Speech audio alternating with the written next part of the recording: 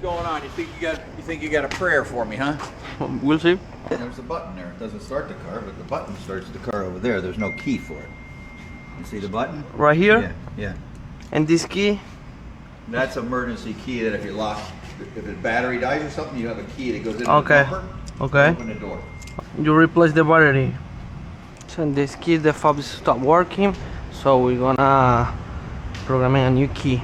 So we're gonna use 6 times to unlock or open the truck from here for programming the key. So in this case, right here, 1, 2, 3, 4.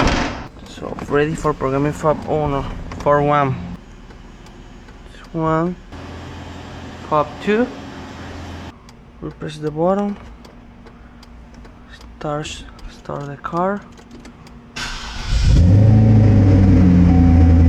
Machine complete. We program the second key too, and